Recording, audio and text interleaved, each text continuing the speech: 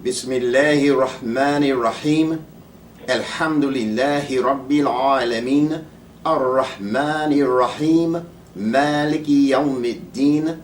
Iyaka na'budu wa iyaka nasta'in. Ihdina as-sirata al-mustaqim. Sirata alladhina an'amta alayhim. غير المغضوب عليهم ولا الضالين. And we say with that, Sadaqallahu Azim. And Sadaqallahu Azim simply means that Allah Most High, Allah the Mighty, has spoken a tremendous truth. Strong words. And those strong words are given to us within the pages of Al-Quran. The revelation revealed to Muhammad the Prophet sallallahu alaihi wasallam a little better than 1400 years ago. Our theme for today is reading Satan's schemes with the assistance of Allah. Again, reading Satan's schemes with the assistance of Allah subhanahu wa ta'ala, highly glorified is He. We want to begin this topic on this February 7th, 2010 with these words. The Muslim world will soon come to realize how far from home base they have strayed in terms of their understanding of what quote-unquote Islam is and what a Muslim truly is. Allah has provided us with a language environment called Al-Quran, which is intended to regulate the total life of His human creature. Not just the ethnic life, not just the nationalistic life, but the complete life. This regulation provides us the upgrade necessary for evolving that life along the lines of physical, mental, moral, and spiritual excellence. However, the definition of Muslim has been downgraded to fit very comfortably within the context of certain geographic, ethnic, and language groups on planet Earth. Our deen, as given in the Quran and enacted through the life example of Muhammad the Prophet sallallahu alaihi wasallam, was intended to provide us with the best social spiritual structure imaginable for man's establishment and progress. That structure has within it all of the pertinent links necessary to connect the human being with the rest of the world of created matter. It does this in a way which allows for the total development of human life as it evolves from mundane family or tribal existence up the ladder towards national, global, and finally cosmic consciousness. That structure could not have been fabricated by man's mind. I repeat, that structure that we call deen could not have been fabricated by man's mind. It could only have been revealed by Allah Most High. Allah says in the Quran, in Surah 96, Bismillahir Rahmanir Rahim. Iqra bismi rabbika alladhi khalaq. خلق الإنسان من علق اقرأ وربك الأكرم الذي علم بالقلم علم الإنسان ما لم يعلم صدق الله العظيم. The English rendering of the Arabiya recited is this: read with the name of your guardian evolver who created. Iqra bismi rabbika alladhi khalaq. And those of you who are interested in a more in-depth understanding of these Arabic terms, hold on to your seats. Khalaq is normally translated as created. However, this word created, especially in the English language, suggests something that comes into being out of nothing. And in Arabic, that is not what the term khalaq refers to. Khalaq is actually a term referring to that which is generated out of something else.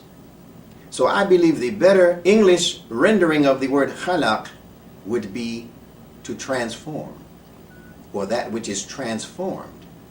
So we can render this verse into the English language as read, Iqra, with the name of your guardian evolver who transformed. خلق الإنسان من علق. Transformed. Al-insana, from an alaq. Transformed the human.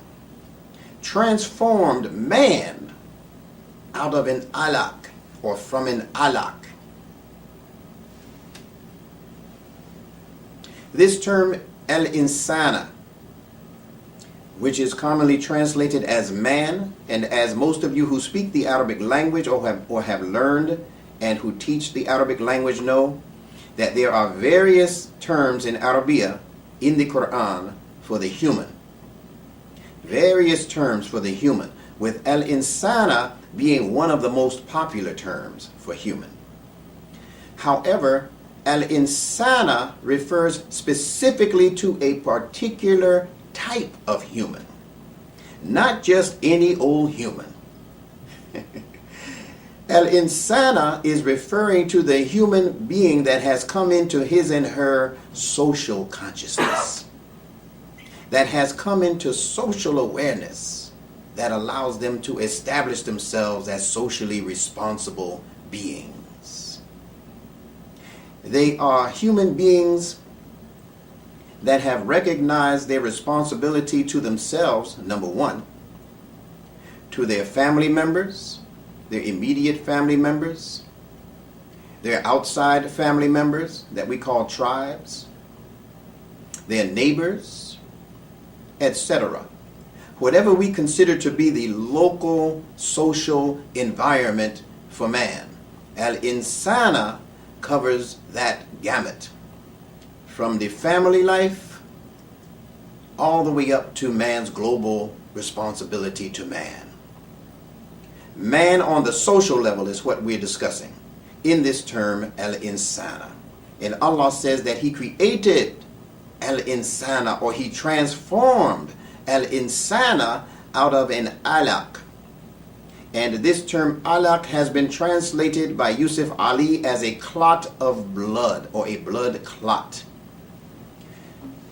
Imam W.D. Muhammad has translated this word alaq as blood adhering. Blood adhering, or sticking. Sticky blood.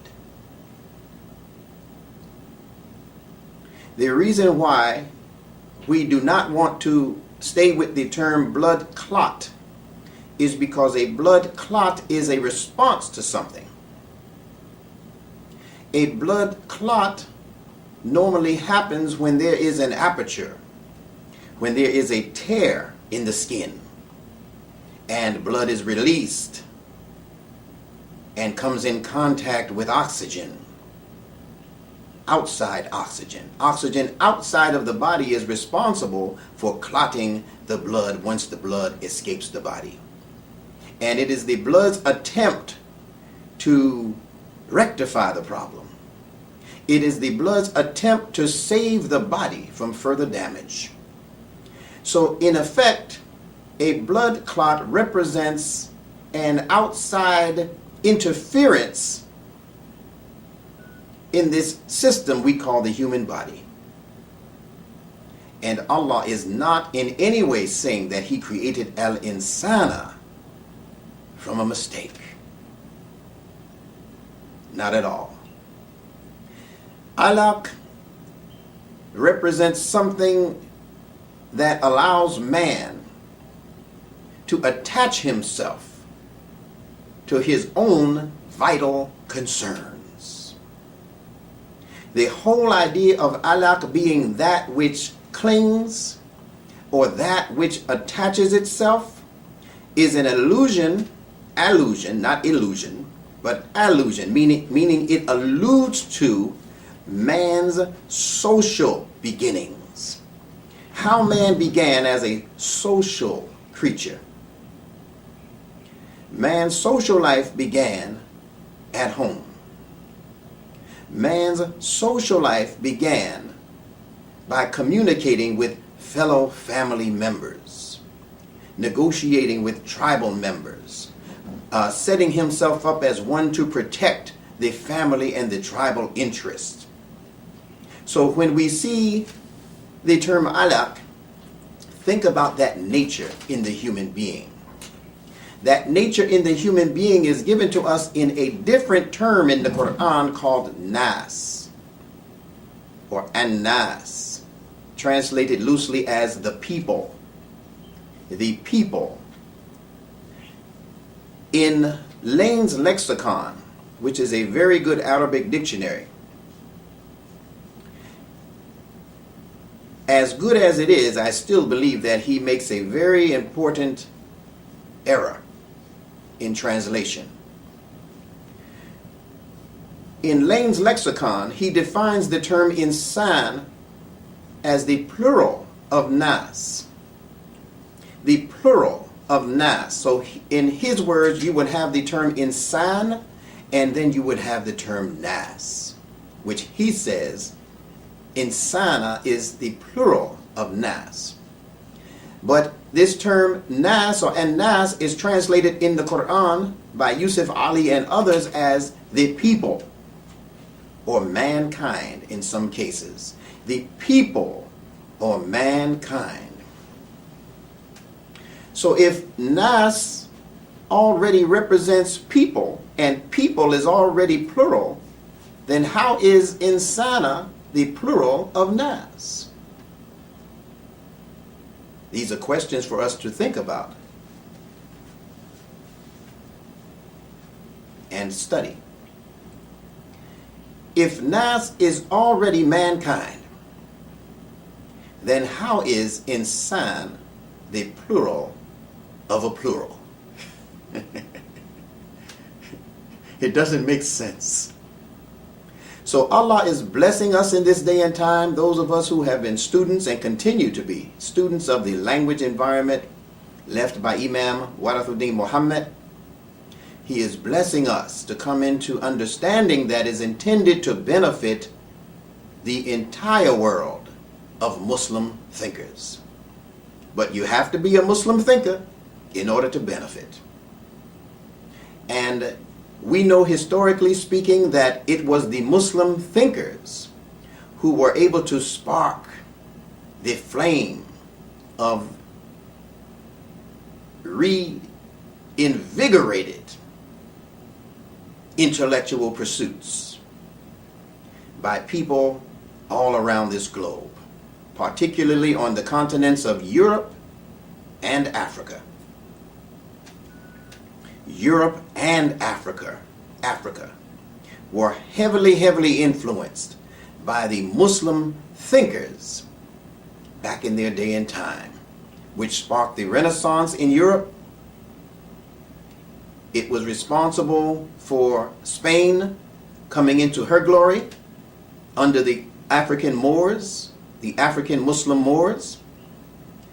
It was also responsible for the kingdoms of Mali in Africa, Songhai, Timbuktu, and other countries in Africa.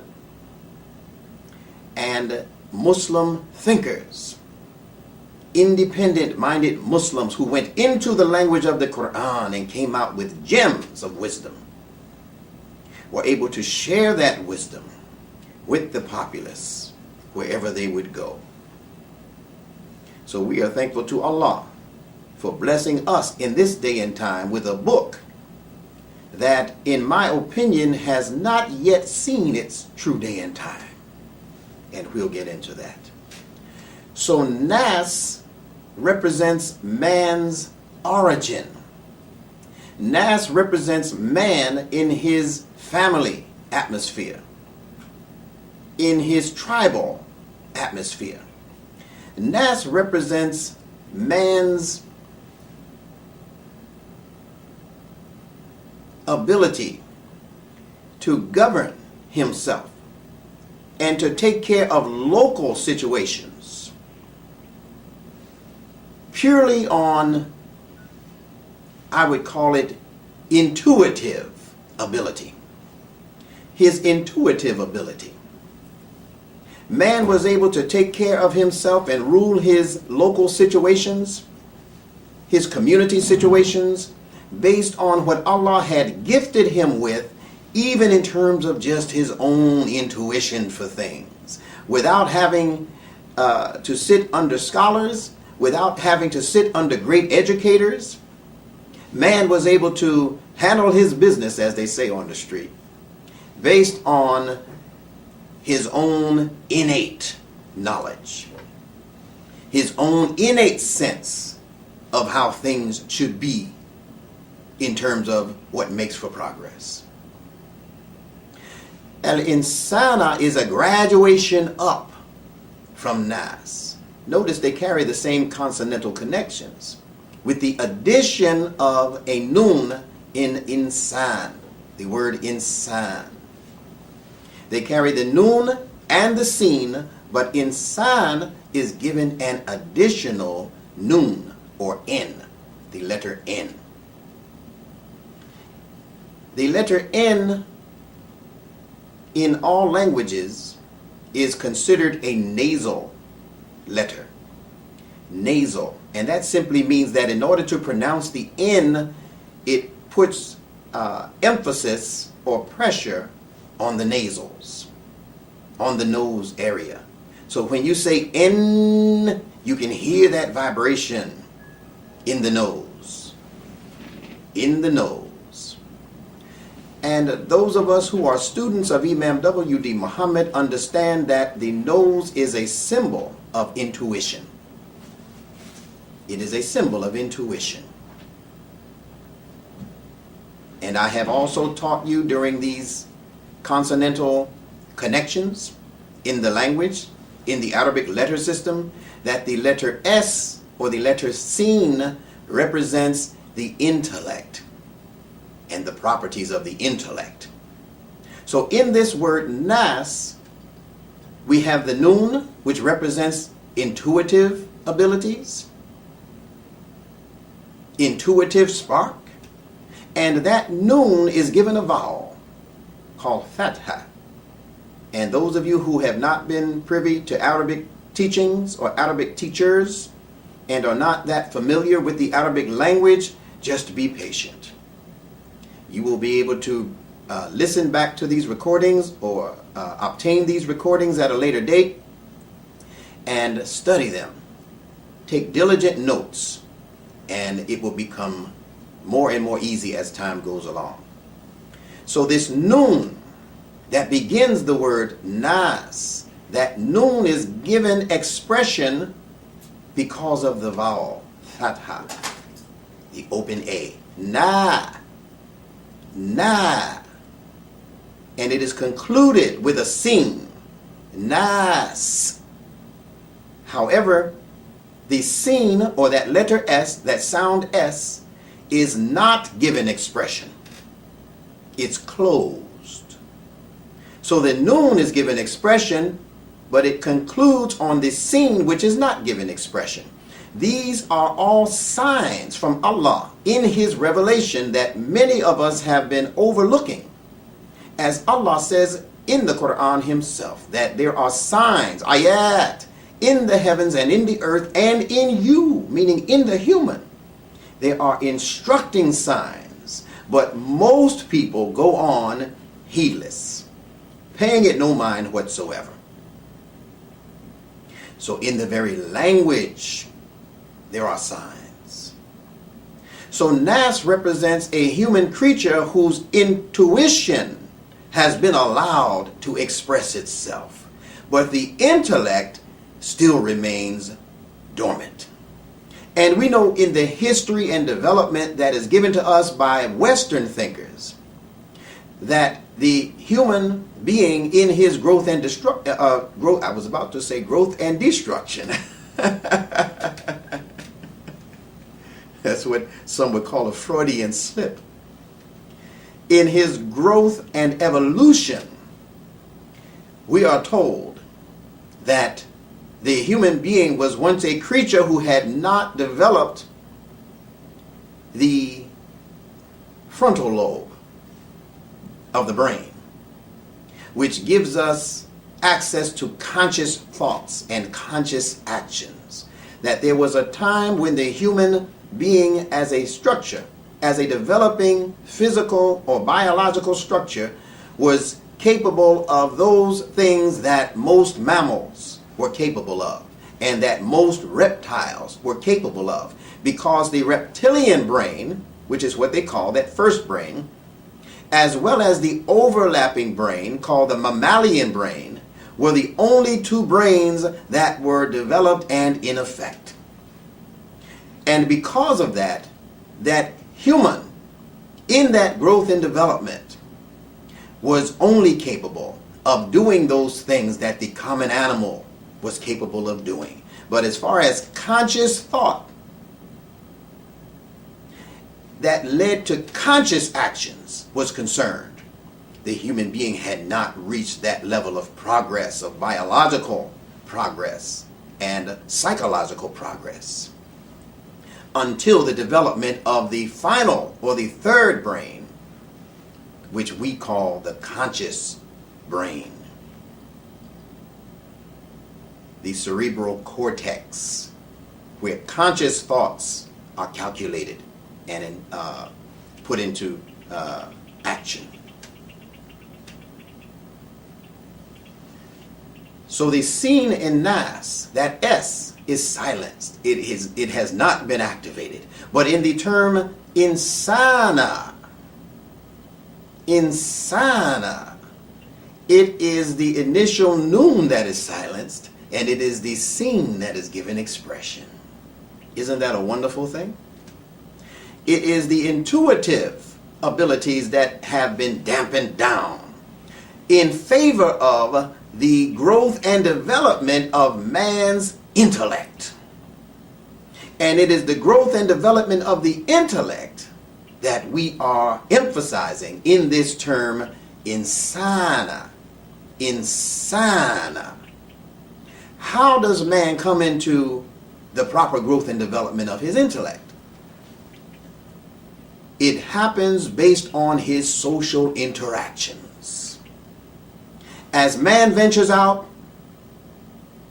and becomes curious about his environment, he might happen upon a strange tribe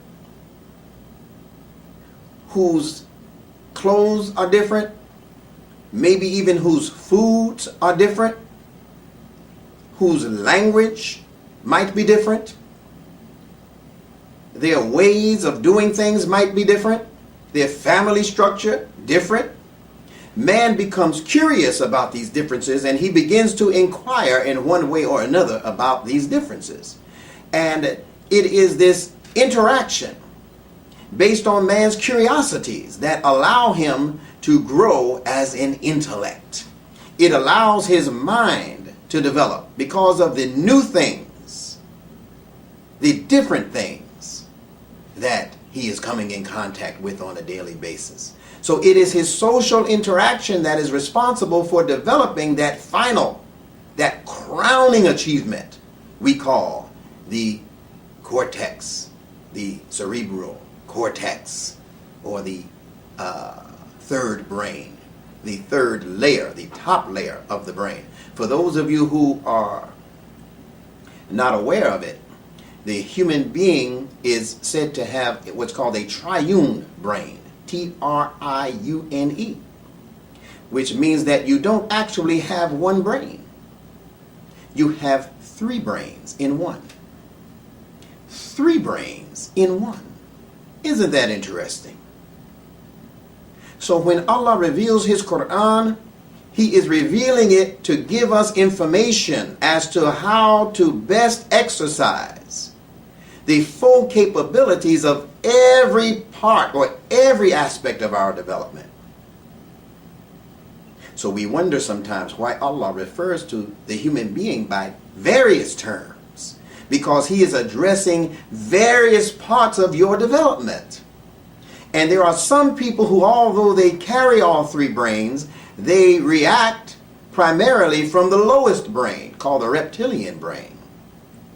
And in order to understand what that reptilian brain is about, without me wasting a whole lot of time on it, study the reptile. In fact, if you look at a picture of that portion of the total brain called the reptilian brain, you will see that it looks exactly like the brain of the average reptile. Exactly like the brain of the average reptile. Reptiles, on the most part, are cold, calculating.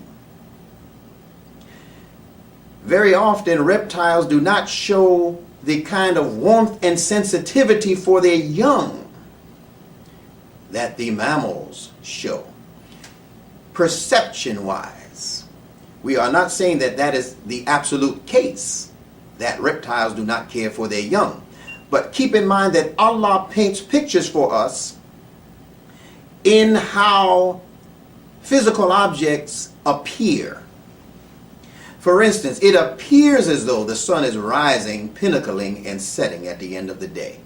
But delving further into the science of the sun and the science of astronomy, we learned that the sun is not rising, pinnacling, and setting at all. But the appearance is such.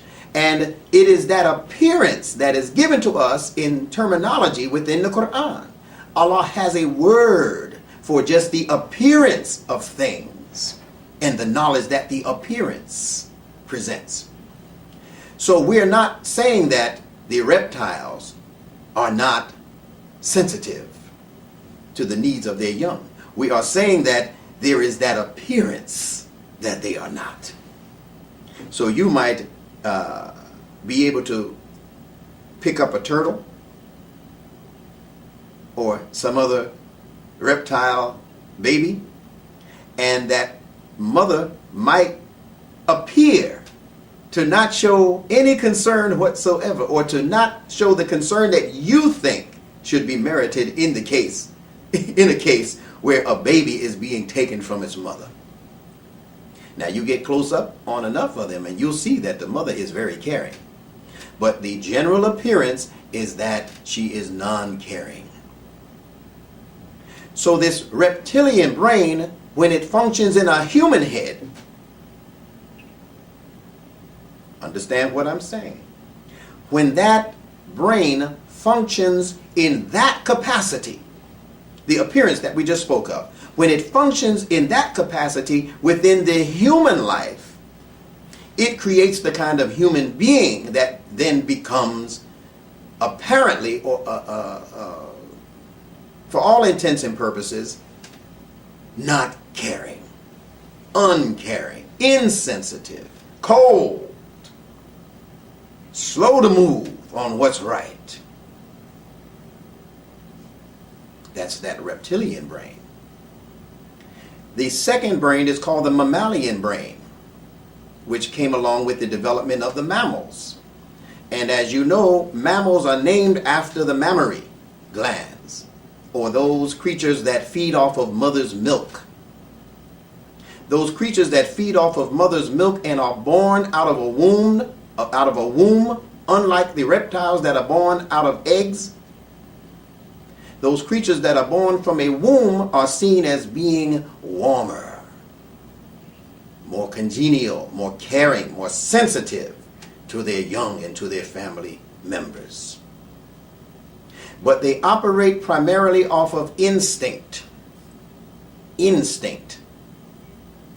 They do not operate based on an intellect, but they operate based on instinct, and instinct is their intelligence. And I differentiate between the word intelligence and the word intellect. They look alike, but they are very, very different. Intelligence is that internal communication within your genetic structure. It is the knowledge that your DNA provides without the aid of a teacher, of a parent, or of any instructor outside of your own self. Allah has clocked a certain amount of information within your very DNA and within the DNA of every living creature. And it is that information, that innate knowledge, that guides that creature and gives that creature his and her life form and mode of operation. This is a very important thing to understand in this lesson.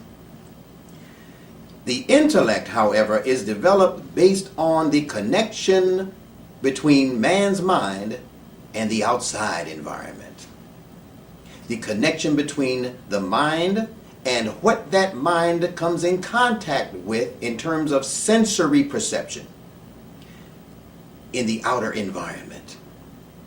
So the intellect develops based on environment and the stimuli that the environment provides the mind, whereas the intelligence is clocked into the creature. Clocked into the creature. And the struggle for man historically has been to create an environment that is respectful of his natural intelligence. What we might call Fitrah intelligence. It is the intelligence that is an innate, inborn part of your very biology that is compatible with what is called the Fitrah in the natural world of creation. And Fitrah is an Arabic term which simply means the pattern, the natural pattern that all things in created matter exhibit. Everything in created matter has a pattern upon which it is established by Allah, the creator of matter. And Allah created DNA information in the human being to sync up, or that syncs up with the DNA matter and information in the rest of the world of created matter. When that communication becomes disturbed or distorted, that is when the problems begin for human life. That is when the problems begin for human life. So we continue with the verse, Iqra, read. Read with the name of your guardian evolver who created or transformed the social man from an attaching substance. That's what we've been talking about now. The alaq. Alaq is a principle. In the world of psychology, they have the term gregarious. Gregarious. They say he's a gregarious fellow. That means that he just likes to be around people. You know, the human being is such a gregarious creature that if you stand around someone and you're having a normal conversation, do this experiment. Cross your arms. And eventually the person that you're having this cordial conversation with will cross their arms. And if it still is not a convincing thing for you, then cross your legs. Or take your hand and put it on your face. And eventually, more than likely, the person that you're having this wonderful conversation with will do the same. Because in the human spirit, there is the tendency to want to be like the next person. That tendency is in us. Allah put that tendency in us as a proclivity that would bring us closer or keep us in line with the idea of peaceful existence or coexistence with other people. The peaceful coexistence of self with others. So as long as it is not a dangerous thing, we tend to do what the next person does as a subconscious move to show them, see, I'm with you. I'm like you. I do what you do. You understand? Satan's world, Satan's concocted world, is designed to take natural behavior, natural proclivities, and turn them inside out, turn them topsy-turvy, so that the natural relationship that behavior should have, the natural connections that we should have with other people and with other things in creation, becomes disturbed and distorted also. So instead of a friend, we now have an enemy. And we know that in many of the ancient tribes, especially on the continent of Africa, there are still tribes today that have been basically untouched by what we call modern civilization. And in their language construct, they have no such terms that allude to evil or wickedness. But they have plenty of words for love, for kindness, for mercy. So this was man's origin. Allah says that he is good and he accepts only good. The word is khair. Allah is of benefit to his creation, and he accepts only those things that are beneficial to what he has created. So who knows? Maybe the whole idea of evil and hate and wrongdoing itself is a fabrication. Meaning it is not in and of itself a natural part of any fitrah.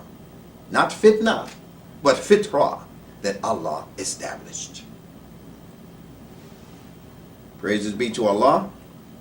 Moving right along. Allah further says, read, and your guardian evolver is most generous. He is the one who taught with the use of the pen, taught the human that which he was incapable of knowing. Iqra wa rabbuka al-akram alladhi 'allama bil-qalam 'allama al-insana ma lam ya'lam. Ma lam, what he was absolutely not, ya'lam, capable of knowing. Lam is one of the strongest words of negation in the Arabic language.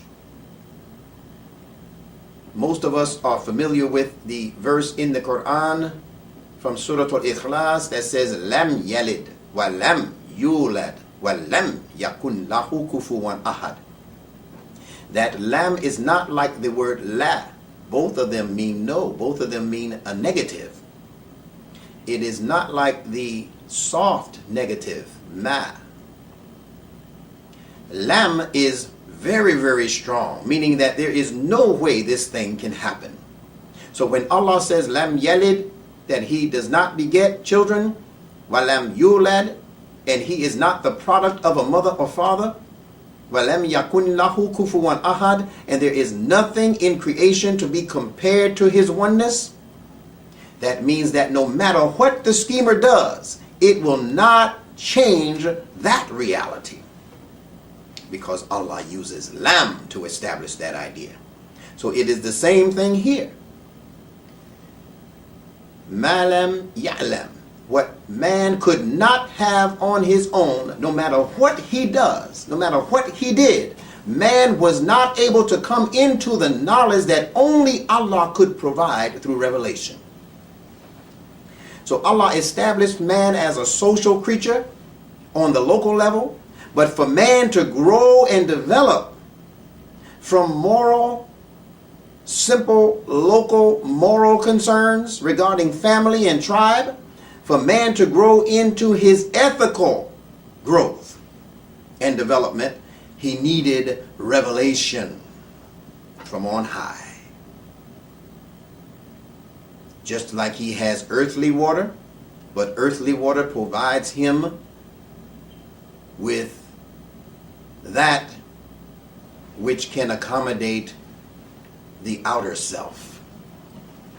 The outer self.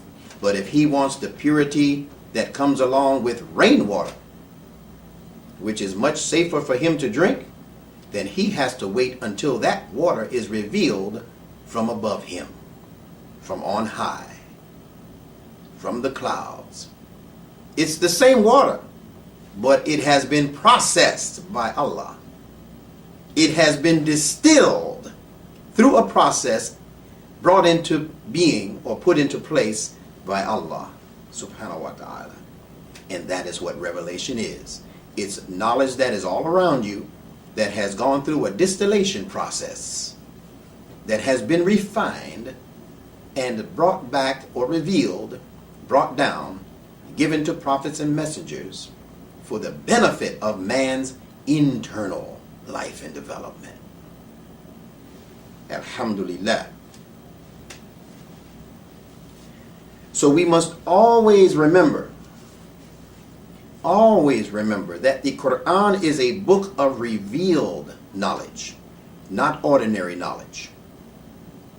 It is a book of revealed knowledge.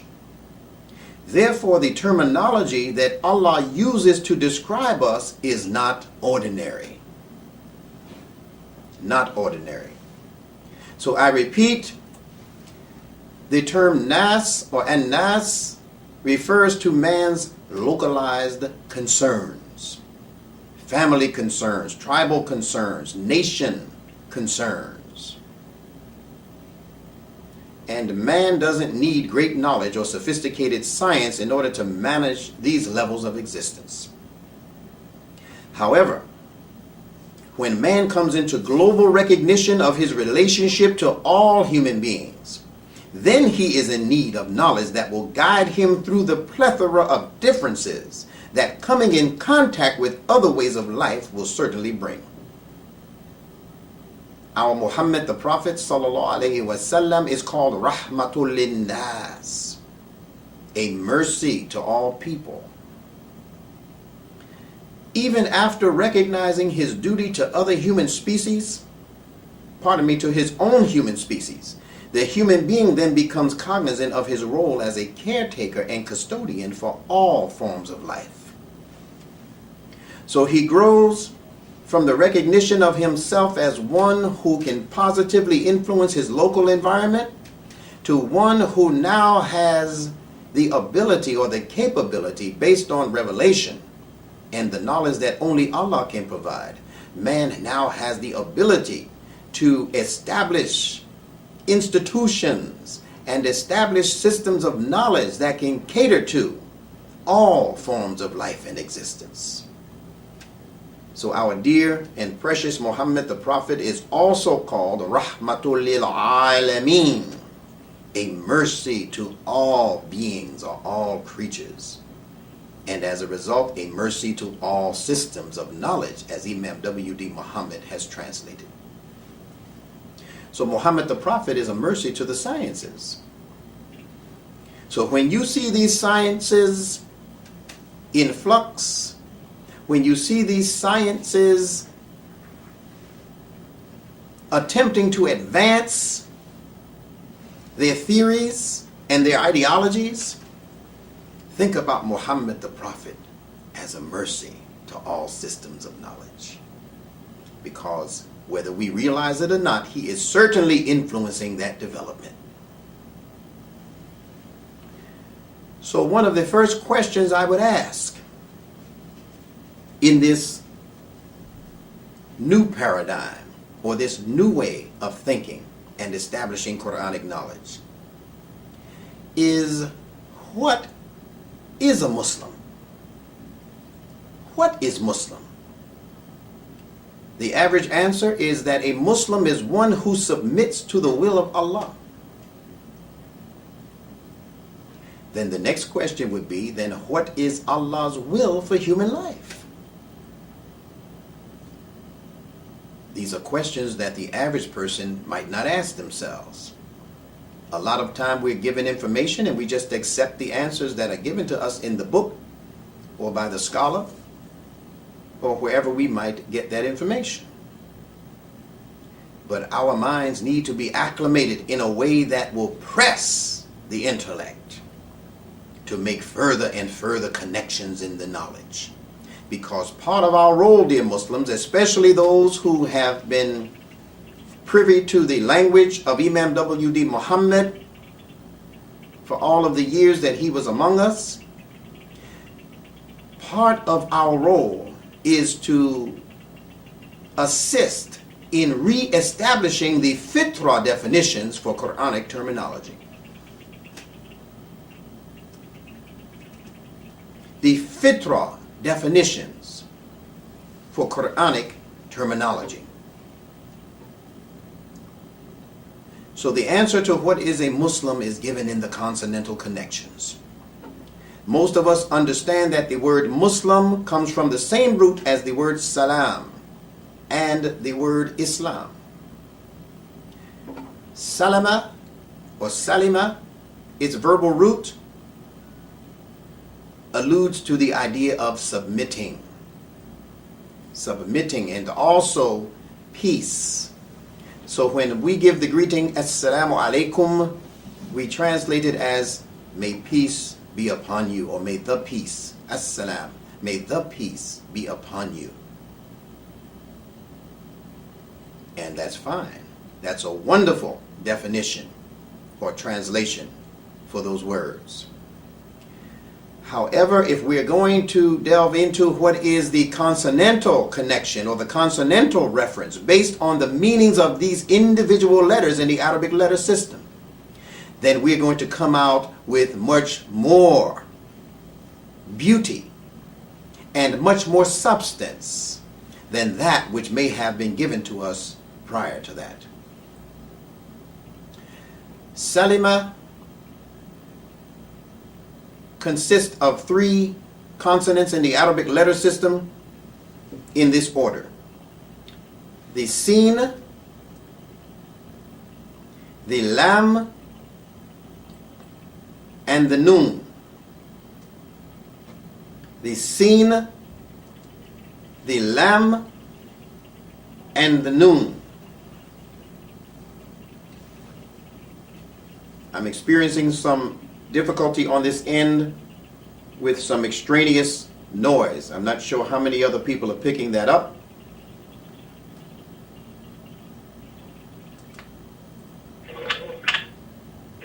Yes, so I would ask each of you to check your phones. Yes. Okay, and it has subsided, and inshallah we will press on. Thank you very much. So we're talking about the Sin, the Lam, and the Mim. The Sin, the Lam, and the Mim. Salima. Salima. And I have told you in previous classes that the Sin, which I spell S-E-E-N, some people will spell it S-I-I-N, and some have even spelled it S-I-N with an elongated line over the I. But I refuse to spell it like that because it looks to the mind like the word sin. And sin has nothing to do with this presentation. So Sin. Seen as a Fitrah object means teeth. Teeth, like the teeth in your mouth. That is what the word seen means in the Arabic language. Teeth. And I have been teaching you that you are first to look for the physical object or the concrete object in the Fitrah. And after studying the function of the concrete object, you will be able then to determine what its abstract counterpart is. All you have to do is look at how the teeth operate, how the teeth are used. We know that the teeth are used to break down food. That's one of the ways it is used, to break down food. So we're talking about the letter Sin and its connection to the teeth. Now the teeth are also used to hide content. Meaning you could be eating an apple, and once the apple enters the mouth and is influenced by the teeth, it's very, very difficult for a person to tell what that is you were eating. They have to ask you, hey man, that looks good. What is that you're eating? But unless you tell them what it is, they have to either guess or just do without that information. Well, that is the teeth's function. That is how the teeth function. When you look at that function on the abstract level, you can then associate it with something in your abstract reality or in your abstract body. The human being has this concrete or this physical body, but Allah has also given us bodies, invisible bodies, that on their levels have an abstract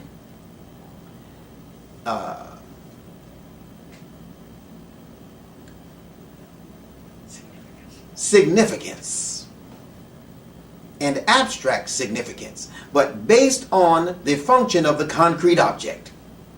So what is it in the human abstract life that follows the same basic pattern of operation as that we call the teeth? It is the human intellect, the human mind, the human thinking ability and apparatus that follows the same basic pattern on the abstract level that the physical teeth follow on the concrete level. Just as the physical teeth are able to break down food from larger quantities to smaller quantities and smaller particles, the intellect serves the same purpose. It is able to take mental food, we call information or knowledge, and begin chewing on it, so to speak, with the intellect. The intellect begins to masticate, move up and down on that, turn it around, break it down, as we say. Right? We tell the speakers, break it down, brother, because they are feeding our intellects. And we're asking that they give it to us in a way that is palatable for our digestive system, for our level of knowledge. So the teeth on the abstract level represent the intellect. It represents that information that comes to us from outside sources. Right? You don't eat what's already in you. You eat those things that come from your environment, those things that are compatible to you or good for you from your outside environment. All right. So on your page, in your notebook, where you put the word seen, next to it put intellect. And we have spoken about this next letter extensively, so I won't go into a whole lot of detail. But the letter lam, the L, the Arabic L, lam, we know represents the shepherd's hook or the shepherd's goad that the shepherd used to keep the sheep in line, to keep the sheep moving in a particular direction. The shepherd would use that hook stick, and he would grab that stick by its hook, and he would point in the direction that he wanted the sheep to go, or sometimes he would even juke them in the side, right? Just push them, goad them in the side, and say, get out of that direction, move out of that direction, go in this direction. So the goad, the shepherd's goad or the shepherd's hook, became a symbol for teaching or instruction. Instruction. So much so that in the average public school, maybe 30 to 40 years ago, the public school teacher would also use the stick in the classroom in order to do what? Teach on the board, point to certain words, and also if you got out of line, they would use that stick and crack it over your knuckles. Now, I was in elementary school at a time where I just missed that wonderful experience. But I do have older siblings and older family members who can recount for me very vividly how when they were out of line in class, the teacher would use that same stick that he was using to instruct, he would use it to punish. Because that stick was a symbol of his or her authority over you. So that's what the stick became also. The staff became a symbol of authority. Authority. Yeah? That's right. And you could also use that stick as a weapon of protection. Right? You see it a lot in martial arts. They have the sticks and the bows, and they use them in ways to fend off enemies. So the stick became also a symbol of protection. And the shepherd pointing the way out of danger for the sheep was also a form of protection for his sheep or for his flock. So that lamb has many, many interrelated connections, as you can see. But for our purposes, the lamb represents both protection and authority. And this last letter in this Salima connection is the letter Mim, which is also a letter that we've gone over. Mim, as you know, means water. Water. The letter Mim means water. It can also mean blood. It can also refer to any liquid, but primarily water and blood.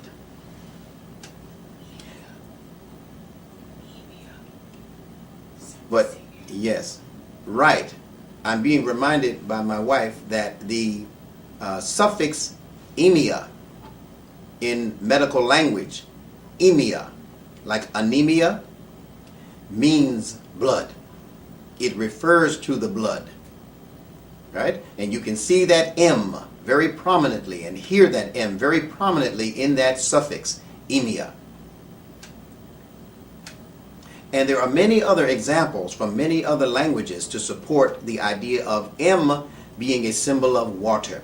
In fact, the glyph itself, meaning the picture writing or the picture language that we even use in English, when you draw the small m, you're drawing waves in the water.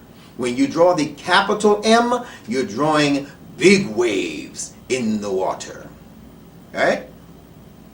And if you look at the Egyptian hieroglyph, you will see it even more clearly because they have more lines in their glyph to represent water. All right. So let's put these three consonantal meanings together. Because if each letter represents its own unique meaning, then a word is not simply a word anymore. A word becomes a sentence.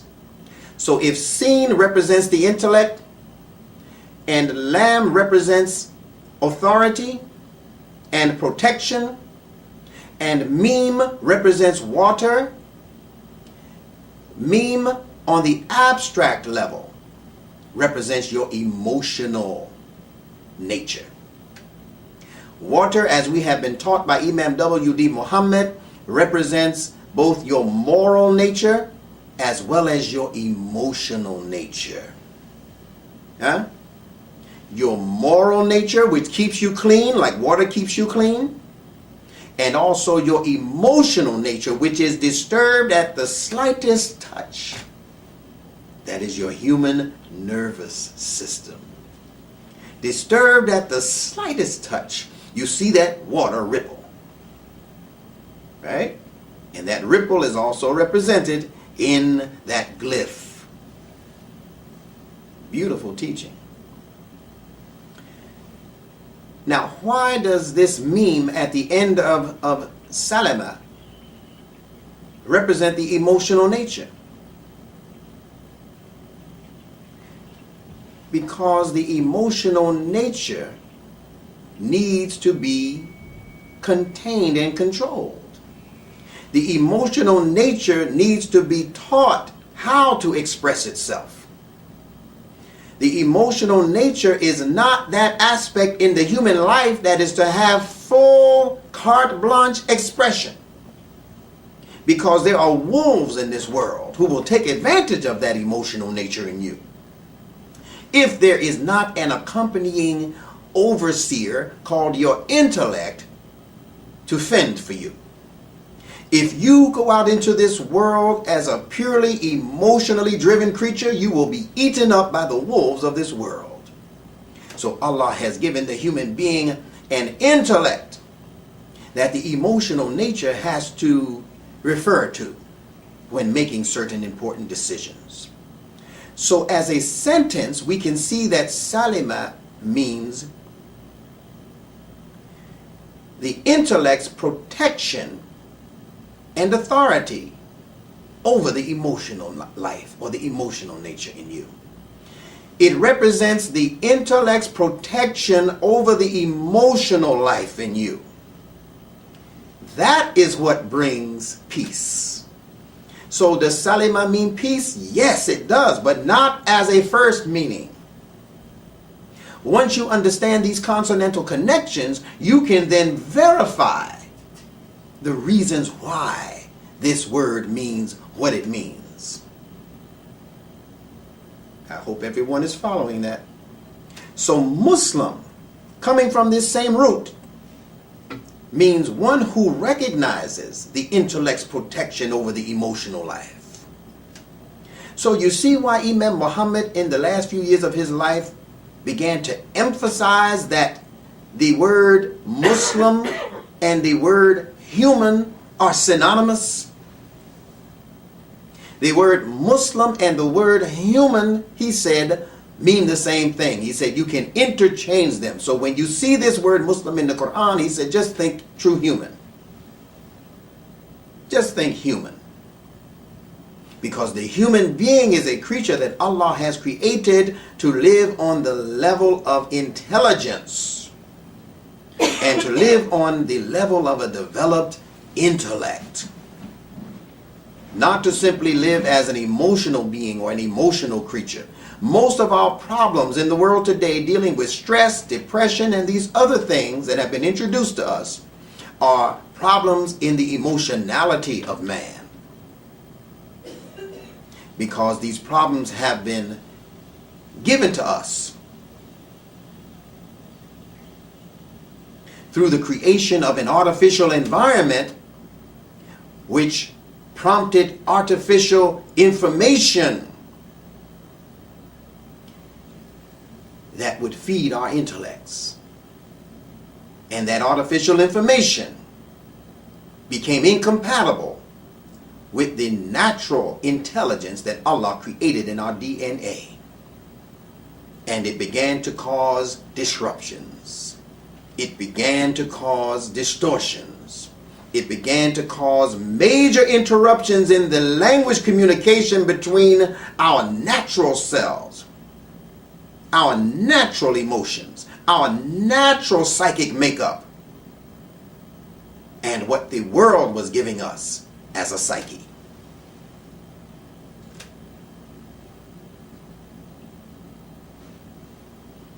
So Muslim again is one who submits, all right, but one who submits to the excellence of his and her own intellectual and emotional nature.